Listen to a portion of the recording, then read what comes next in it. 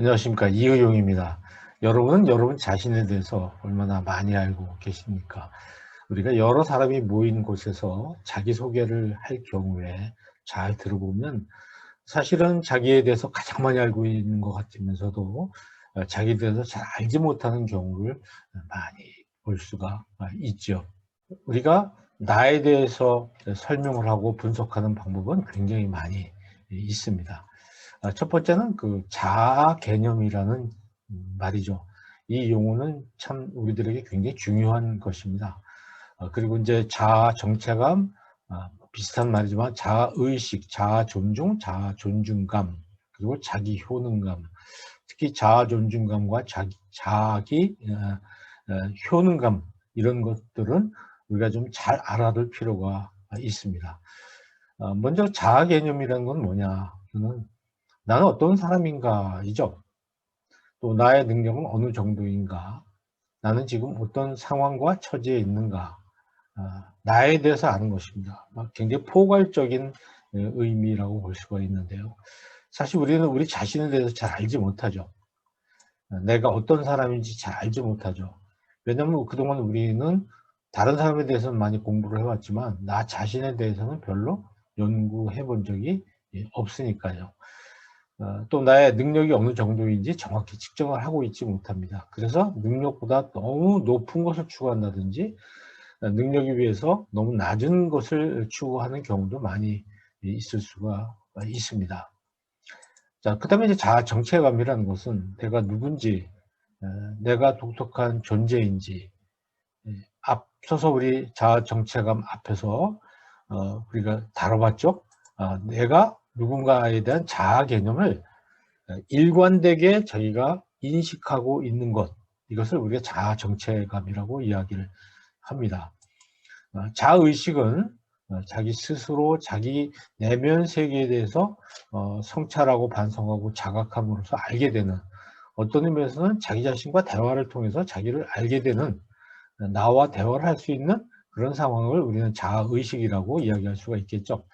자아 존중은 자기 품위를 스스로 높이고 긍지와 자부심을 갖는다, 그런 개념을 우리 자아 존중이라고 이야기를 합니다. 자아 존중감이라는 말을 여기다 붙일 수 있는데, 나는 굉장히 가치가 있다, 나는 긍정적이다, 그런 존재로 자기 스스로 평가를 하는 그 개념을 우리는 자아 존중감이라고 하죠. 근데 이런 자아 존중감이 대인관계라든지 사회생활 하는 데서는 굉장히 중요합니다. 자아 존중감이 낮을 경우에 굉장히 많은 문제가 생기죠. 자기를 너무 낮춰서 부정적으로 가치가 없는 사람으로 생각할 경우에 우리가 이제 열등감 있는 사람이다, 이렇게 볼 수 있는데, 이런 경우에는 어떤 일도 시도하지 못하고 또 도전하지 못하는 그런 경우가 나오기 때문에 굉장히 중요한 개념입니다. 그래서 이제 그걸 바탕으로 해서 자기 효능감, 나는 어떤 문제를 내 능력으로 해결할 수 있다, 없다, 해결할 수 있다는 데 대한 어떤 신념이나 기대감 같은 걸 자기 효능감이라고 이야기를 할 수가 있습니다. 이 자기 효능감이 없는 사람들은 이제 자신감이 많이 떨어진 것이죠. 아니, 난 못해, 난 이런 거 못해, 이런 것이 자기 효능감이 낮다고 보는데, 자기에 대해서 제대로 알면 거기에 적절한 자기 효능감이 생기는 것입니다. 근데 자기에 대해서 알지 못하기 때문에 자기 효능감을 느끼지 못하는 것이죠. 예를 들어서 새에게 날개가 있는데 그 날개가 있다는 것을 모르게 되면 날지 못하게 되는 겁니다. 나는 날을 수가 없어, 이렇게 생각을 하는 거겠죠. 그래서 자기에 대해서 명확하게 아는 것이 굉장히 중요하다는 것입니다. 왜 내가 나를 잘 알아야 되느냐, 뭐 여러 가지 대답이 나올 수 있는데요. 첫 번째는 내가 내 인생에 뭐를 갖게 된다. 어떻게 여러분 대답하시겠어요? 주인이라는 어떤 주체성을 갖게 되죠. 또 이 세상에 대한 뭐를 갖게 됩니까? 책임감을 갖게 되고, 국가와 사회의 과거와 현실을 바라보는 어떤 세계관 같은 것이 확립됩니다.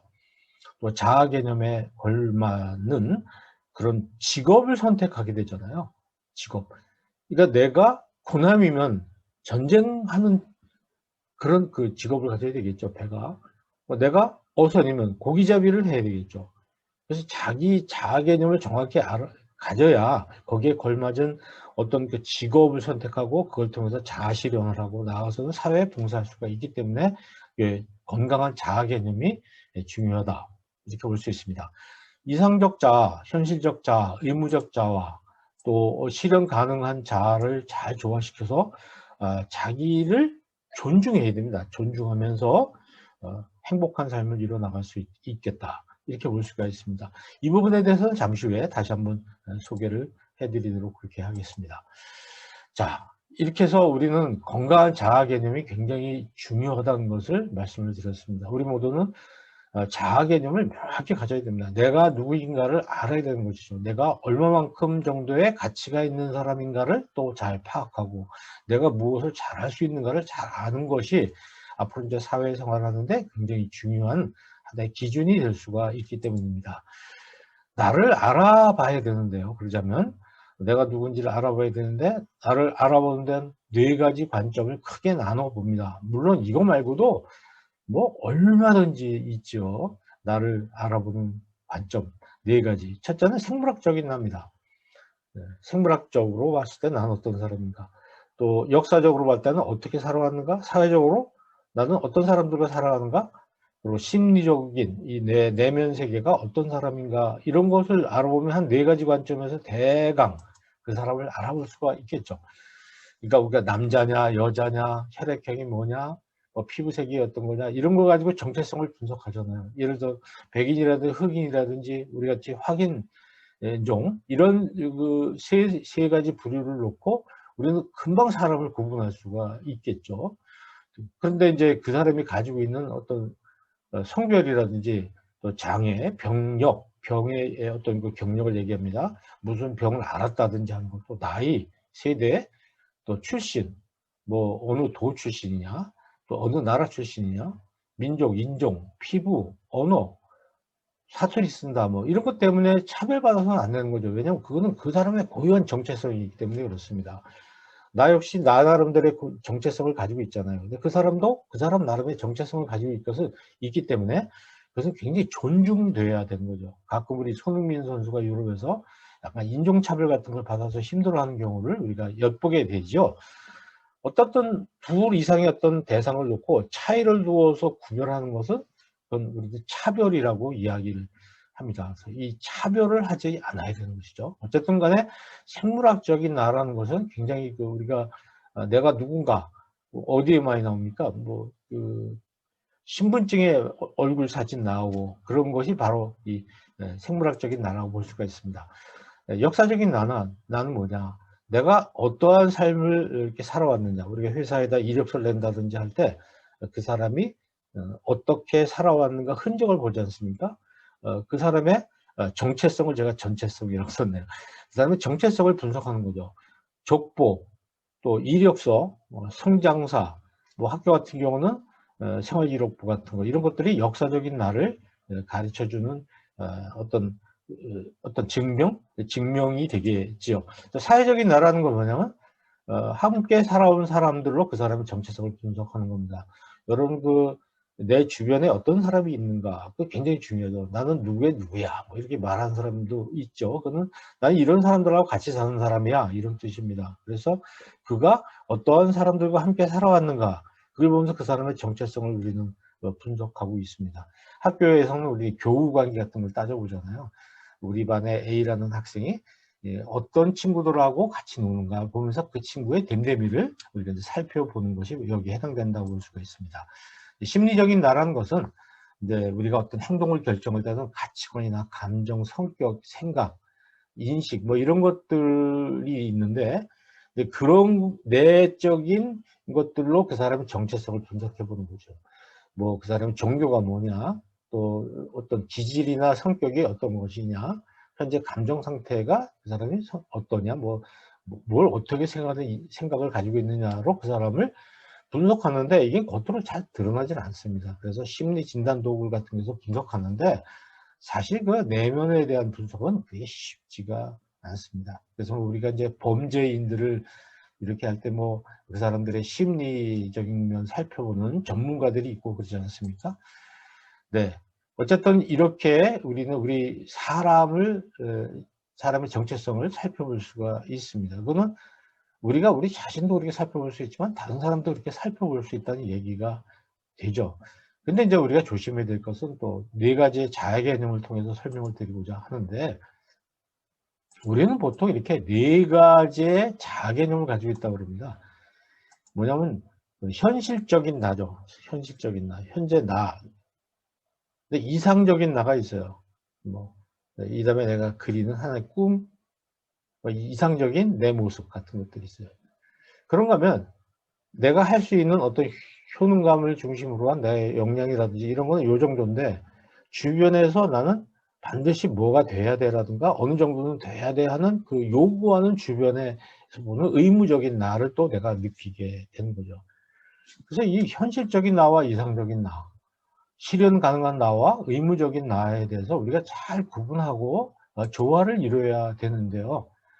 특히 이 현실적인 자아 말고 이상적인 나는 내가 이상적으로 되기를 바라는 나인데, 나의 어떤 역량이라든지 이런 것들을 살펴보지 않고 막연하게 이상적인 자아를 이렇게 그리는 경우에 굉장히 어려움이 오겠죠.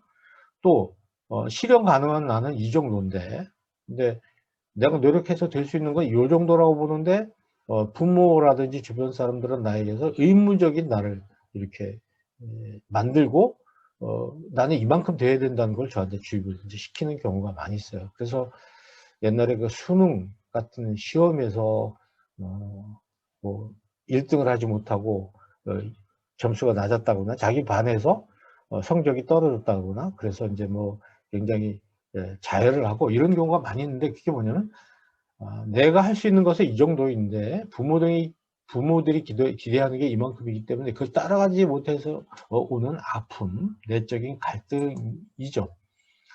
그래서 이거는 자아 존중감이라든지 자기 효능감에 굉장히 중요한 그 영향을 미치거든요.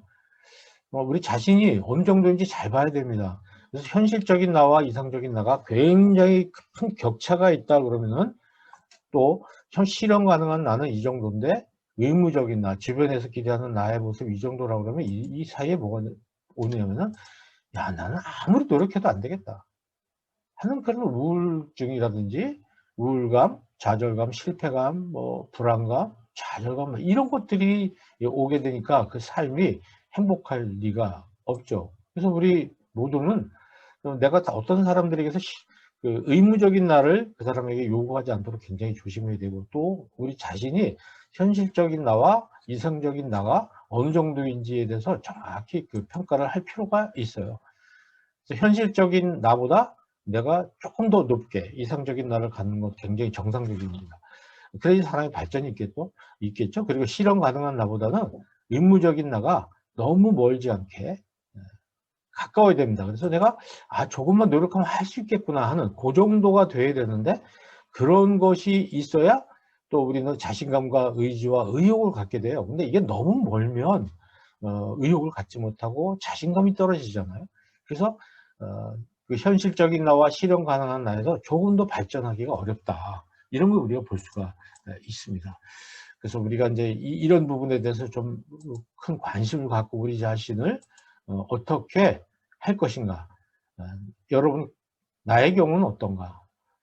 내가 생각하는 이상적인 나, 또 우리 주변 사람들이 생각하는 의무적인 나의 수준, 그거는 현실적인 나와 실현 가능한 나의 수준을 잘 고려해야 된다, 이런 말씀을 드립니다. 여러분 자신이 누구인지 잘 판단하고 그걸 기준으로 우리 삶의 계획을 세워나가는 것이 참 중요하다고 생각합니다. 예, 다음 시간에 다시 뵙겠습니다. 감사합니다.